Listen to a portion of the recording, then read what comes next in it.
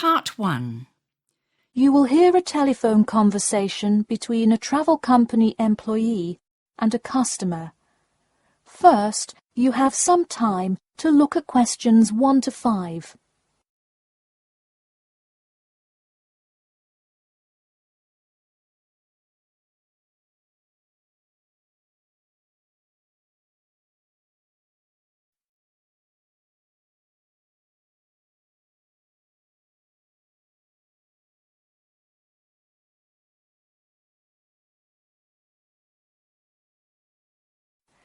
Listen carefully and answer questions 1 to 5.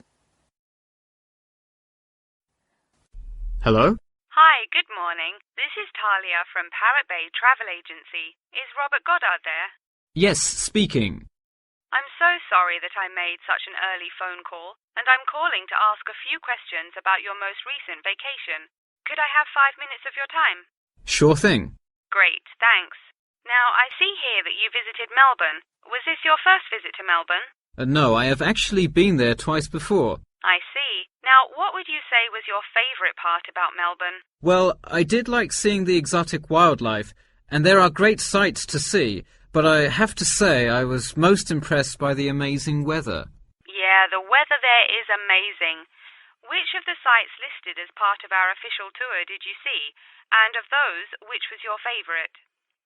First I saw the theatre, which was beautifully designed. It was not nearly as cool as the town hall, though. The building is a huge part of Melbourne's history. Definitely my favourite. I saw the aquarium too, but wasn't too impressed. I see. Yes, people often have great reviews of Town Hall. Now, I would like to ask you about your dining experience. Did you enjoy the food there? Absolutely, I loved it. I'm glad to hear it. Could you tell me a little bit about what you most enjoyed about the food? Being such an international city, I loved the variety. I could find any type of food I wanted, whether I wanted seafood, burgers, or anything else. You name it, and they had it. Did you drive to Melbourne? No, I flew. I thought about going by train, but in the interest of time, I decided to go by plane. Right, I see.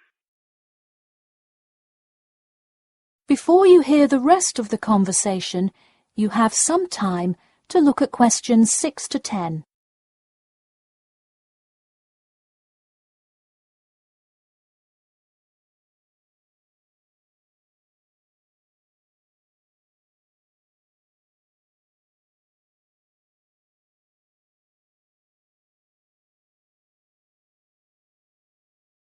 Now listen and answer questions 6 to 10. And would you mind telling me whether you are under 20, between the ages of 20 and 40, or older than 40? It would be nice if I was still under 20. My vacation probably would have been quite different.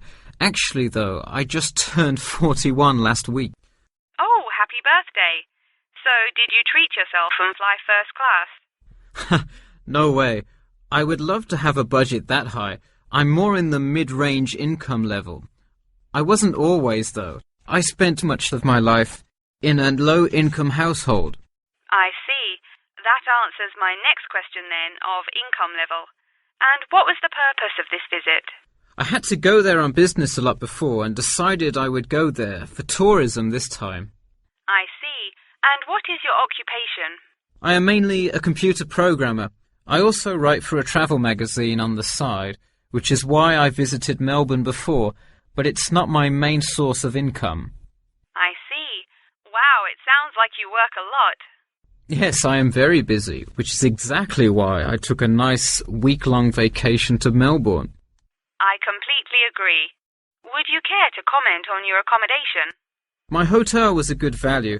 Staying in the city can get really expensive, so it was nice to find such a good price for the location and quality. I'm glad I didn't end up in some cheap motel in the middle of nowhere. I'm glad you didn't either. Well, thank you for taking part in our survey, and I'm glad you enjoyed your vacation. No problem. Take care. That is the end of Part 1. You now have half a minute to check your answers.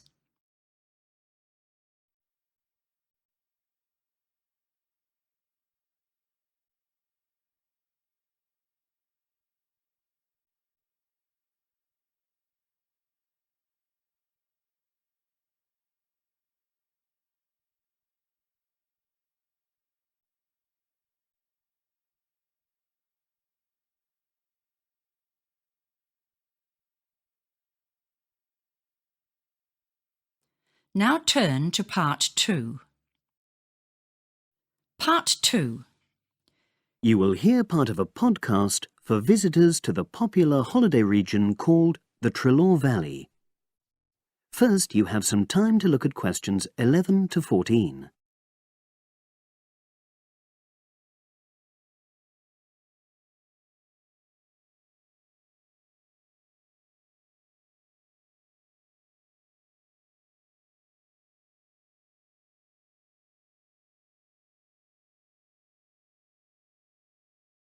Now listen and answer questions 11 to 14. The valley and estuary of the River Trelaw forms an unspoilt, beautiful landscape, rich in both wildlife and sites of historic interest. There are many ways to explore the area, and public transport links are good. It is possible to leave your car behind and travel by boat, train, or bus, with just short walks in between stops. The Trelaw Valley Passenger Ferry runs between villages along the river estuary and provides a link with a train station at Barry, which is about 10 minutes' walk from the riverside village of Calton. In the past, the river was the main form of transport in the area, and as in the past, today's ferry service operates according to nature. The river estuary is tidal, and so the ferry timetable differs from day to day, according to the times and height of the tide. The ferry is also seasonal, normally running between April and September, depending on the weather. A timetable for the whole year can be downloaded from the internet by visiting www.trelawferry.co.uk. If you just want to sit and relax and enjoy the lovely scenery, you can take a river cruise to Calton and back from the nearby city of Plymouth. In the past, steamships brought early tourists along the same route. Queen Victoria and her family enjoyed such a trip in 1856. The journey is quicker these days. The round trip takes between 4 and 5 hours, depending on tides and weather. If you prefer, you can travel upriver by boat and return to Plymouth by train. All cruise boats and trains have wheelchair access. For more information and for departure times, ring Plymouth Boat Cruises on 017-528-23104. Trains run several times a day throughout the year between Calton and Plymouth, with various stops in between. They are used by both local commuters and tourists who want to enjoy the beautiful scenery. The highlight of the journey is crossing the river on the stunning viaduct, which was built at the beginning of the 20th century and towers 120 feet over the water. It is unnecessary to book, and tickets can be bought on the train. For information about fares and timetables, contact National Rail Enquiries by phone or online. The bus service in the Trelaw Valley now connects all train stations and villages in the area. Especially for holidaymakers, there's a Rover ticket which can be used at weekends and on national holidays and allows unlimited journeys on those days.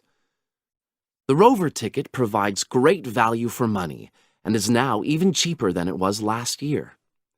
An adult ticket costs £5.50 a day.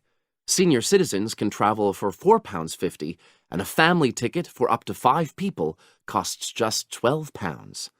Tickets can be bought on the bus. Now you have some time to look at questions 15 to 20.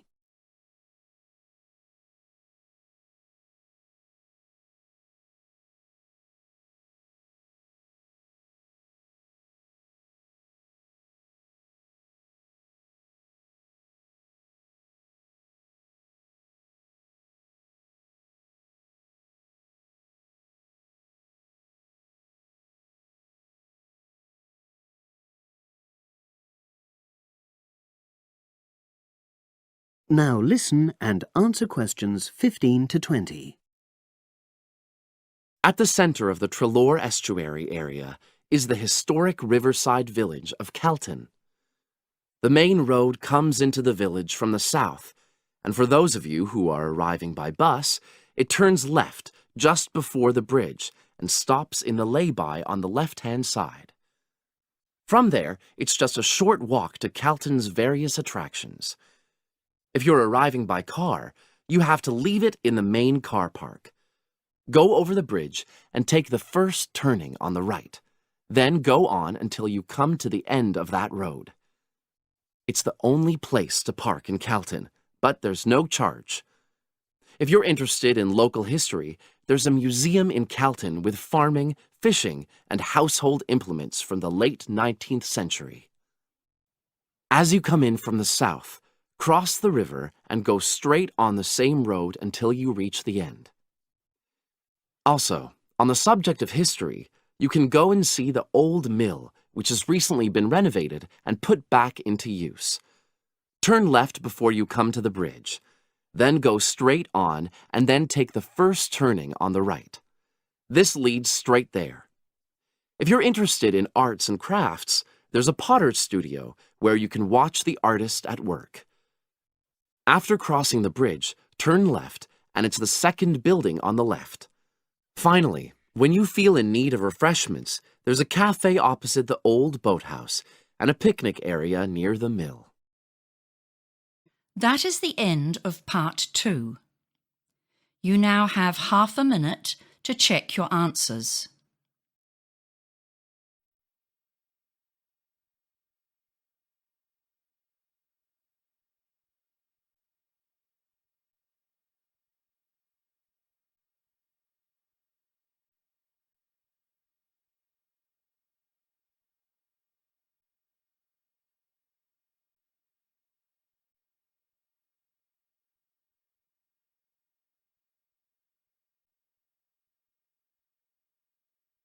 Now turn to part 3.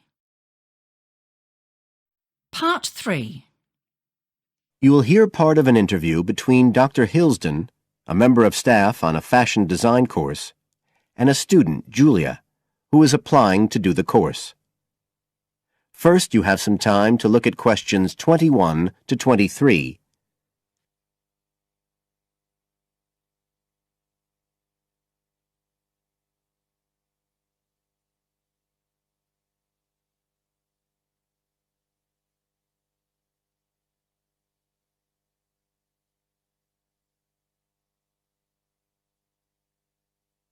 Now listen carefully and answer questions 21 to 23. Right, Julia. So, from your CV and portfolio, and what you've already told me, you seem to be very much the sort of person we're looking for on the postgraduate course. So tell me, you finished your fashion design course in London 4 years ago. Did you think of carrying straight on and doing a higher degree at the time? Yes, but there were financial pressures. So I ended up working in the retail industry, as you can see from my CV. And actually, it was a very useful experience. In what way? Well, I was lucky to get the job with Fashion Now. They're a big store. And one of my priorities was to get as much experience as possible in different areas. So that was good because I had the chance to work in lots of different departments. And having direct contact with the customers meant I was able to see how they reacted to innovation, to new fashion ideas. Because with Fashion Now, a designer might show something in New York or Milan, and there'll be something similar in the shop within weeks. So that was probably the most useful thing for me. Right. And so what's made you decide to do a postgraduate course now? Well, while I enjoyed working at Fashion Now, and I learned a lot there, I felt, the way forward would have been to develop my managerial skills, rather than my skills in fashion design, and I'm not sure that's what I want to do. Yes. When I was doing my degree in London, I'd been interested in women's wear, but I know that there's been a lot of work done in areas like new fabric construction. And though I'm not intending to go too deeply into the technology, I'd be very interested in looking at how new fabrics could be used in children's wear, so I'd like the chance to pursue that line. Yes, good. And are you at all concerned about what it's going to be like coming back into an academic context after being away from it for several years? No, I'm looking forward to it. But I'm basically more interested in the application than the theory, or at least that's what I've found so far. And I'm hoping the course will give me the contacts and skills I need eventually to set up my own enterprise. I'm particularly interested by the overseas links that the department has. Yes, many of our students look overseas or to international companies for sponsorship of their projects. You now have some time to look at questions 24 to 30.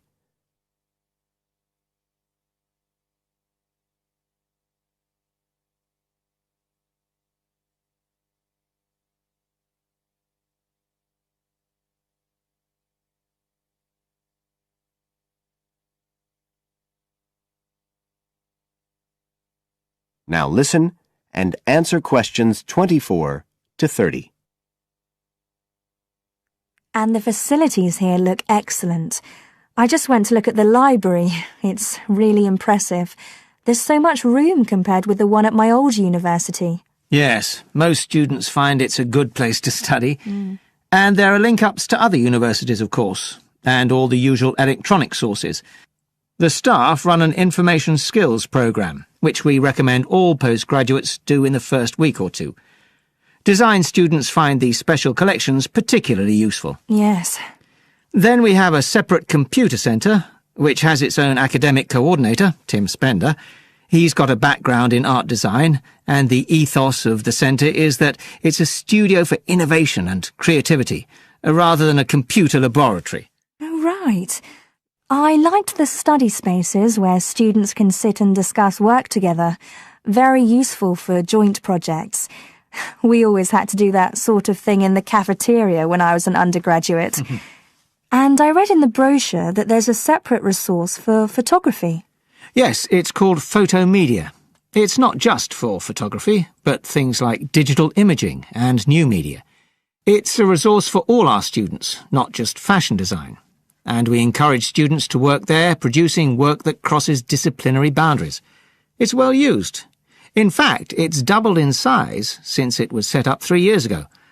And we also have an offshoot from that, which is called time-based media. This is for students who want to develop their ideas in the area of the moving image or sound. That's in a new building that was specially built for it just last year. But there are plans to expand it, as the present facilities are overstretched already. Right.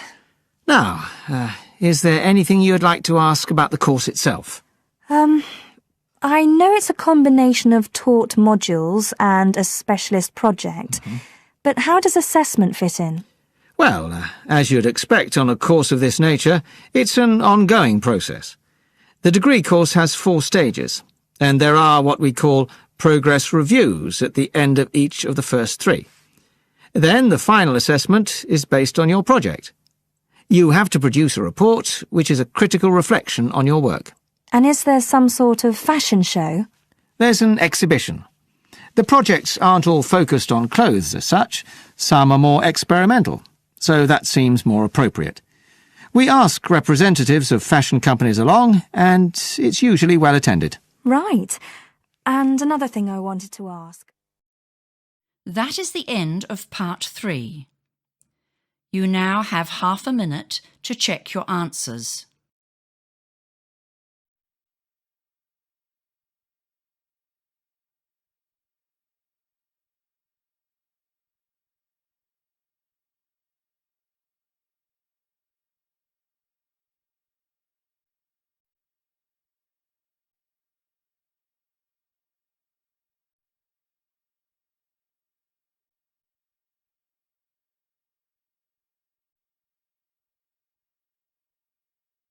Now turn to part 4. Part 4. You will hear a talk by a college principal. First, you have some time to look at questions 31 to 40.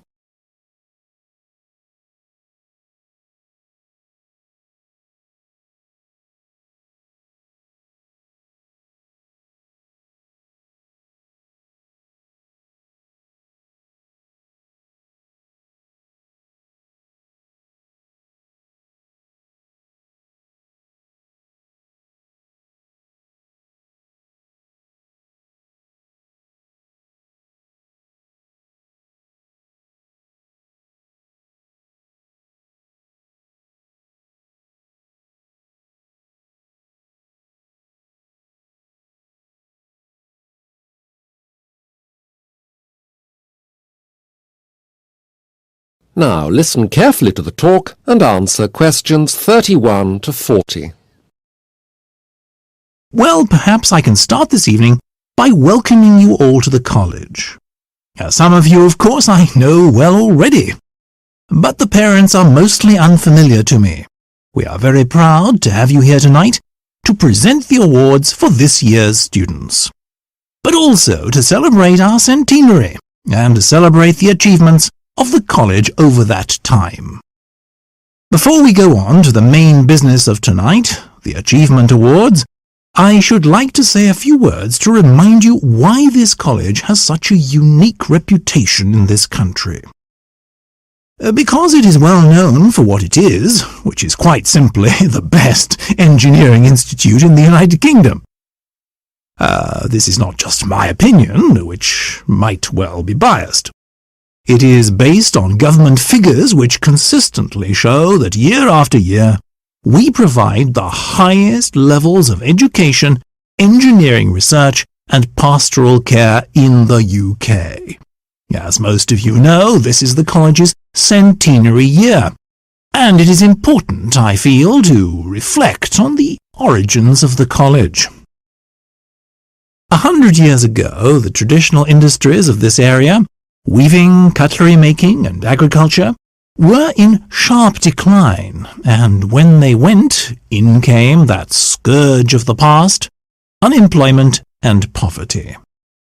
Our college was founded in order to provide for some of the poorest but brightest boys of the town and surrounding area a way out of the poverty of the time.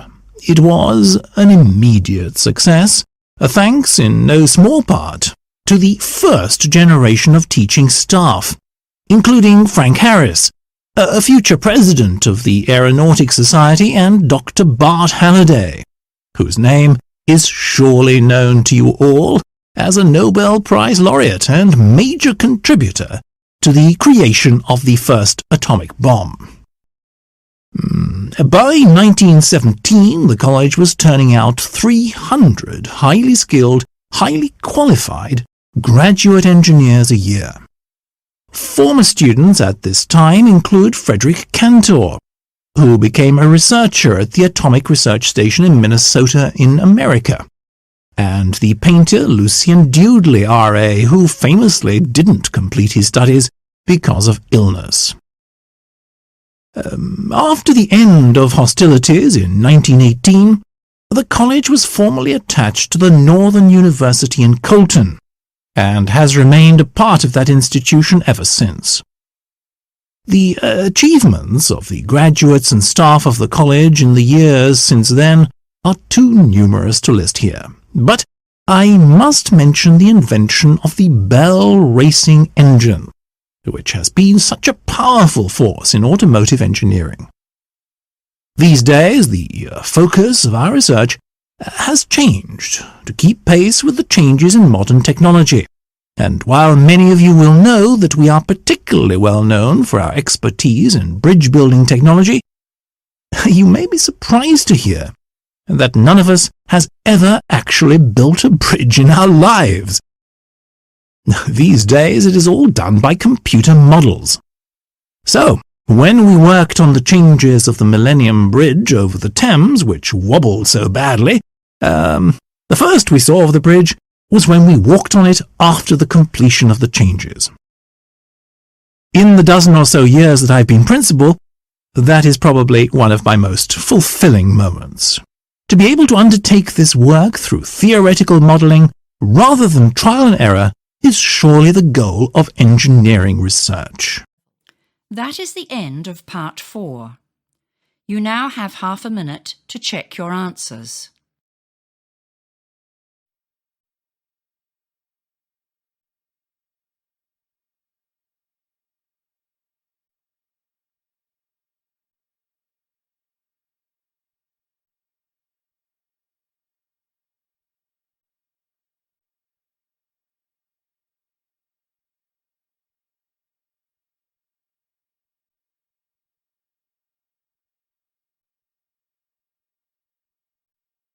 That is the end of the listening test.